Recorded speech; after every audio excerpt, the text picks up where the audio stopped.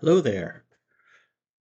Been a few weeks since I've shot a video, and I apologize. It's been a pretty busy few weeks, and I'm gonna kick off today with the question you've probably seen before.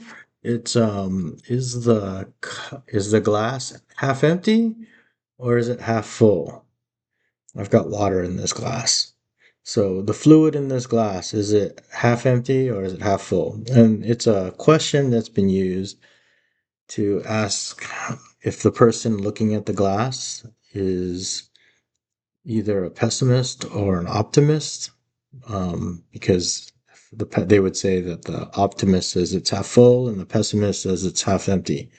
But as you know, I'm a lover of paradigm shifts and shifting perspective. And I would say that the fluid in this glass is completely full. And you probably think that I'm crazy.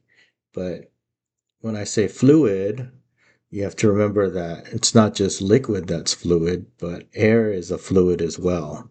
And so the atmosphere is full of oxygen, nitrogen. I think it's like 14% nitrogen causes the sky to be blue. Um, and carbon dioxide, carbon monoxide, ozone. Those are all the things that make up our atmosphere. And since gases act like fluids, just like liquids act like fluids, this glass has the fluid of air in it as well. So it's 100% full. And so, why do I bring this up? There's a psalm. It's a psalm.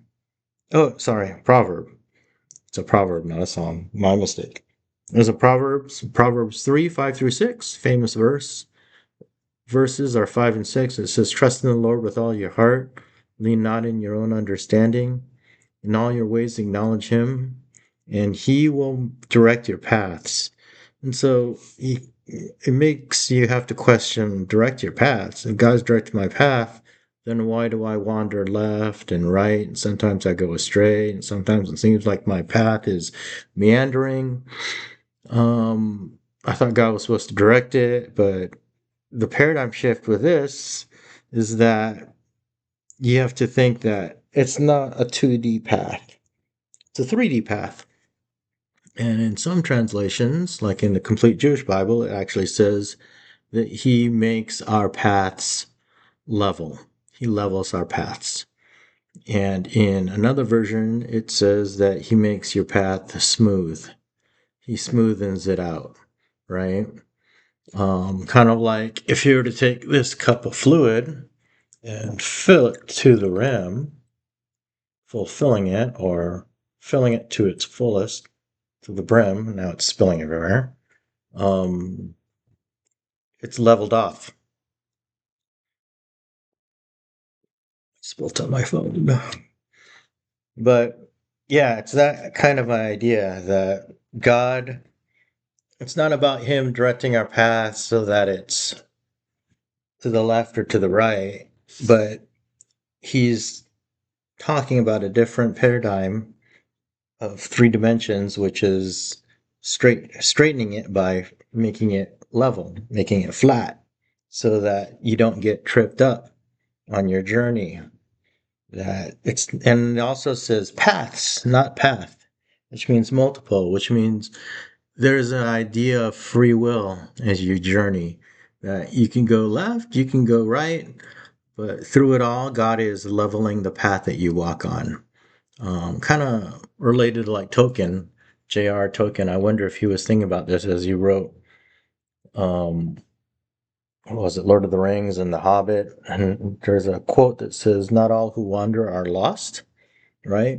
Thinking that some people will go to the left or to the right, they'll go meandering, they will kind of wander. Doesn't necessarily mean that they're lost. Kind of like Bilbo and his journeys. He was wandering, but wasn't necessarily lost. He always knew where he was going on the journey, kind of, even though it seemed like he got lost in the caves. Um, he ended up having a level path in the end, completing his task. And so, same thing for us. Sometimes we go left, sometimes we go right. And yet we trust in the Lord, and He levels the path for us. So, yeah, that's pretty much the pebble I have for your shoe today. Think about it. I don't know where you are in your journey, but know that if you trust in Him, that He won't allow you to get tripped up. He'll level that path for you, make it as smooth as it can. Sometimes when we try and do things on our own, it's not as smooth when we lose our trust in Him. So as you wander, doesn't necessarily mean you're lost. As you're journeying, remember to put your trust in Him and allow Him to level things for you. Okay, that's it. Short one today. Thanks for joining me. Shalom. If you could, like and subscribe. Have a good one. Bye.